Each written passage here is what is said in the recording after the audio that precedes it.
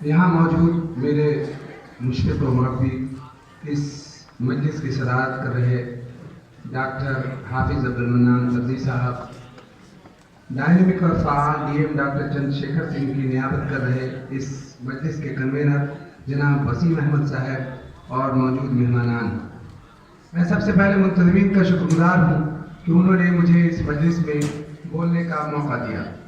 ہمارے لیے بڑی خوشی کی بات ہے کہ حکومت نے ہمیں ایک اسٹیج فراہم کیا ہے جہاں ہم اپنی زبان کے مسائل اور ان کے حل کے سلسلے میں اپنی رائے کا اظہار کر سکیں۔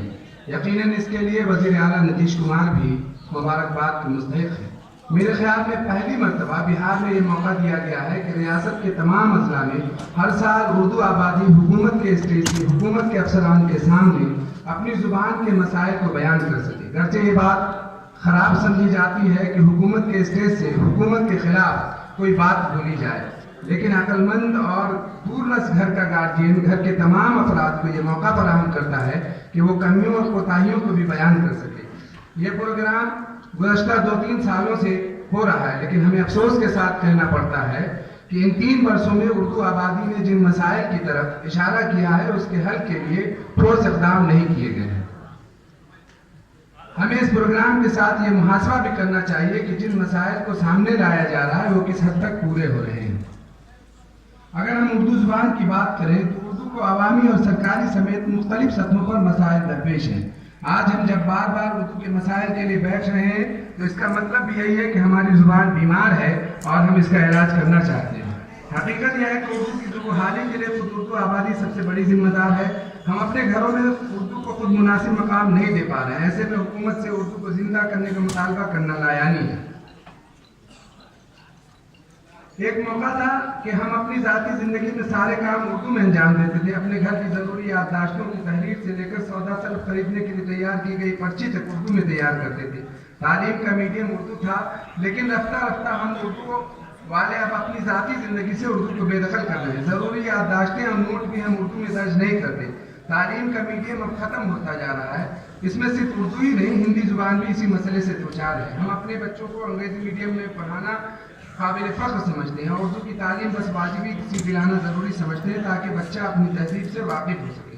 حالانکہ ہم یہ بھی جانتے ہیں کہ تہذیب اور کلچر سے ہمارا رشتہ بہت کمزور ہو گیا ہے۔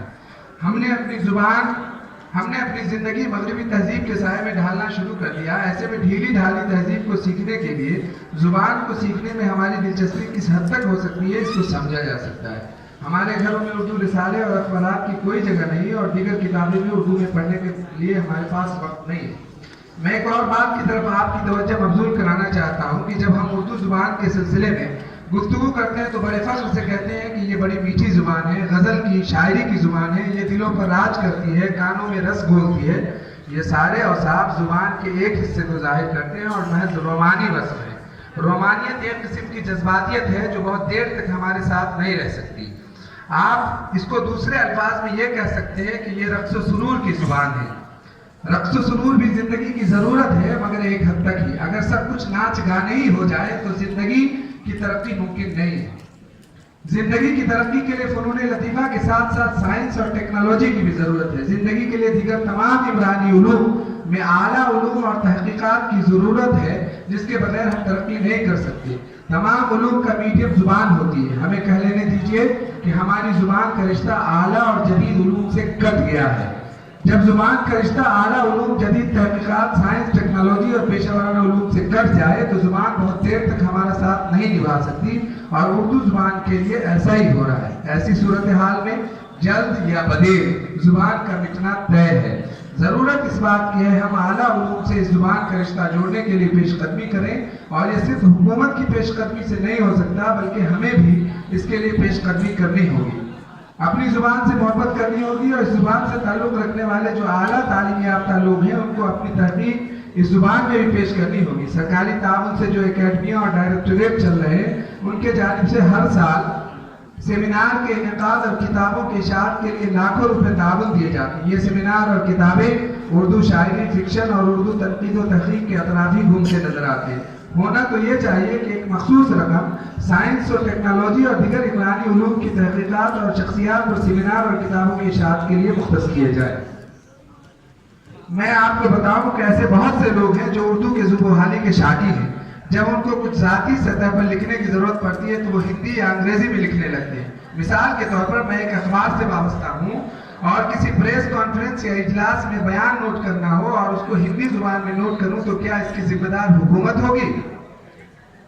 हरगिज नहीं। ये दरअसल हमारी अपनी जुबान से अदम मोहब्बत की दलील है। बात तवील हो जाएगी। मैं चंद गुजारिशात आपके सामने रखना चाहता हूँ ताकि उर्दू जुबान के मसाइल को कम करने में मदद मिल सके। जिला में सैकड़ों उर्दू मीडियम स्कूल हैं जहाँ उर्दू दां असातिज़ा की कमी के सबब उर्दू मीडियम खत्म हो चुका है। मुनासिब होगा कि उर्दू मीडियम स्कूलों में ज़्यादा से ज़्यादा उर्दू असातिज़ा की तकर्रुरी को यकीनी बनाया जाए। जो गैर उर्दू दां असातिज़ा बहाल किए जाते हैं उनको उर्दू जुबान की ट्रेनिंग देकर उर्दू मीडियम के लायक बनाया जा सके।